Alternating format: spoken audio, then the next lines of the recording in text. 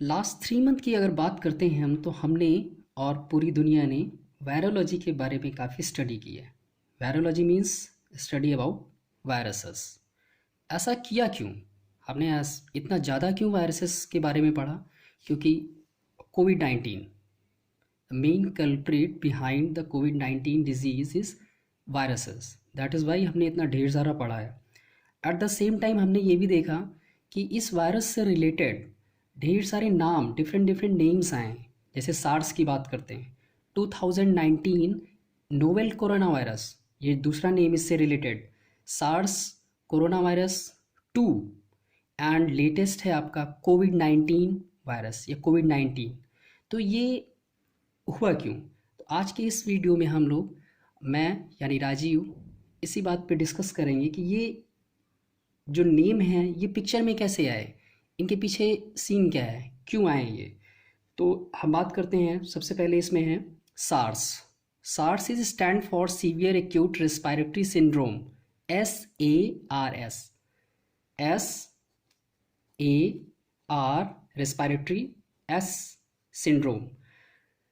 अब ये एक ऐसा ग्रुप है, ये फैमिली है वायरसेस की जो कि एक डिजीज़ कॉज करती है, जिसको कि हम क्या बोलते हैं, सार्स बोलते हैं।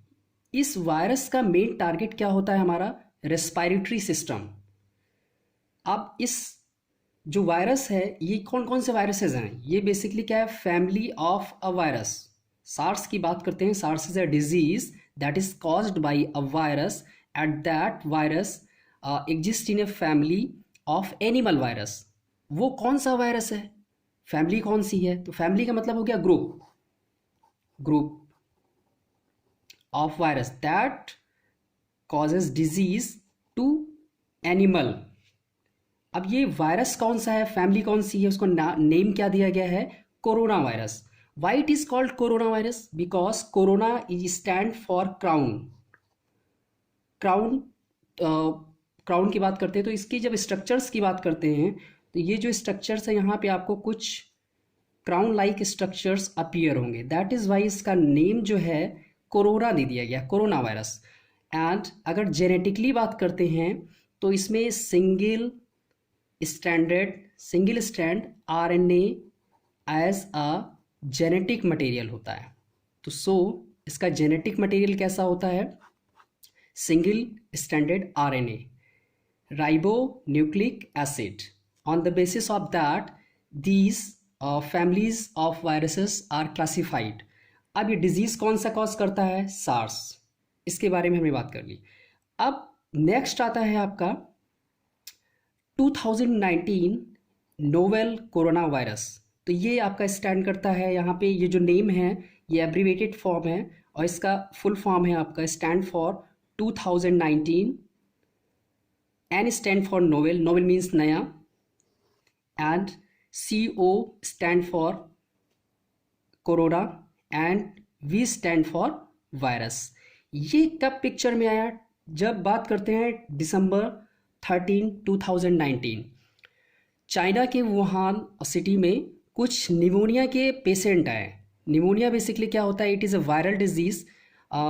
इसमें होता क्या है, बेसिकली जो सिम्टम्स होते हैं सिमिलर सिम्टम्स होते हैं, मतलब जो रेस्पिरेटरी ट्रैक होता है हमारा, इस बैक्टीरिया के थ्रू इस डिजीज़ में, दैट इज़ निमोनिया में, जो हमारा रेस्पिरेटरी सिस्टम है वही इन्फेक्ट होता है।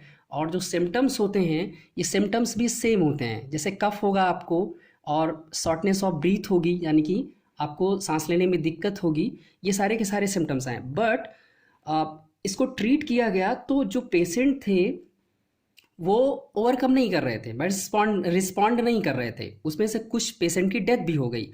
उसके बाद फिर ये रिपोर्ट किया गया, ये जो चाइनीज़ WHO कंट्री ऑफिस है वहाँ पे उनकी नॉलेज में आया कि ये समथिंग देयर इज़ न्यू।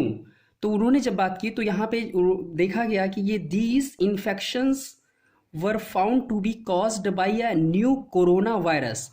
तो जब इसको स्टडी किया गया, रिसर्च किया गया, उसका स्ट्रक्चर्स देखा गया, उसका जेनेटिक मटेरियल देखा गया, तो देखा गया कि वहाँ पे इसके लिए मेन कल्प्रिट कौन है, कोरोना वायरस, जिसके बारे में हमने बात की यहाँ पे, सार्स। अब ये नोवेल क्यों लगा यहाँ पे, क्योंकि ये सार्स जो है, सार्स इसके पहले 2003 में अकॉर्डिंग टू डब्ल्यू इसका आउटब्रेक ऑलरेडी हो चुका था। 2003 की अगर बात करते हैं तो आउटब्रेक हो चुका था। आउटब्रेक का मतलब होता है जब कोई नई चीज़, नया वायरस आए जिसके बारे में हमें पहले से जानकारी नहीं है, पहले से नॉलेज नहीं है, सो दैट हमें उसके बारे में कुछ पता नहीं, तो उसके बारे में हम बोलते हैं आउटब्रेक्स। अप्रॉक्सीमेटली 8000 कंफर्म केसेस थे एंड 800 डेथ हुई थी through out the world, basically Asian countries में। तो इसके लिए रिस्पॉन्सिबल कौन था? सार्स। तो उस समय नाम इसको दिया गया था, इसका नेम था SARS एंड कोरोना। तो यहाँ पे ये जो नेम है SARS, जैसे कि बताया, severe acute respiratory syndrome corona virus. अब हुआ क्या कि जब ये नया वायरस आया तो इसमें देखा गया इसका जेनेटिक मटेरियल रिजेंबल तो है, इसका जेनेटिक मटेरियल रिजेंबल करता है कोरोना वायरस से, जिसका आउटब्रेक हुआ था कब? 2003 में, बट एग्जैक्टली सिमिलर नहीं है। तो इसीलिए यहाँ पे क्या लगाया गया? Novel corona virus. ये उसी की तरीके का था बट एकदम सिमिलर नहीं था। तो यहाँ पे जो भी चाइनीज़ WHO ऑफिस था, उन्होंने इसको नेम क्या दे दिया गया? नेम क्या दे दिया? 2019 नोवेल कोरोना वायरस। अब नेक्स्ट आते हैं, नेक्स्ट बात करते हैं हम सार्स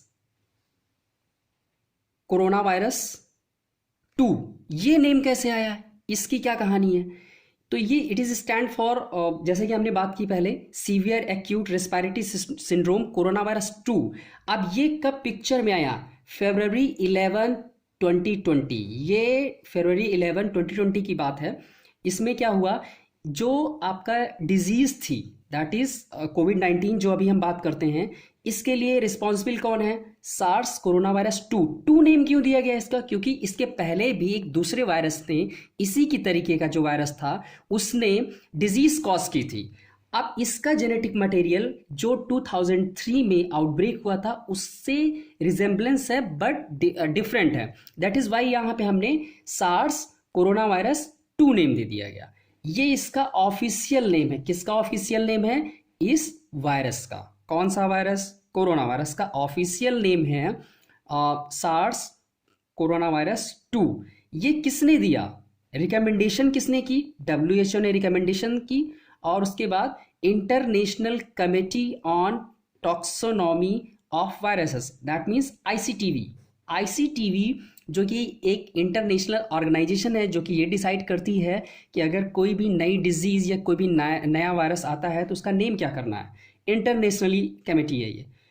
तो इन्होंने डिसाइड किया कि हाँ, इसका नेम सार्स कोरोना वायरस 2 दे दिया जाए। नेक्स्ट अगर बात करते हैं हम कोविड-19। ये कोविड-19 कैसे पिक्चर में आया है? कोविड-19 की जब बात करते हैं तो कोविड-19 actually stand for C stand for corona, CO stand for corona, V stand for virus VI, and D stand for disease, and the year in which the disease appear, that is 2019। तो ये हो गया कोविड-19 आपका। ये कब आया? ये 2020 में ही, February 11 की बात है, जब यहाँ पे ऑफिशियली इसको सार्स कोरोना वायरस नेम दिया गया था 2।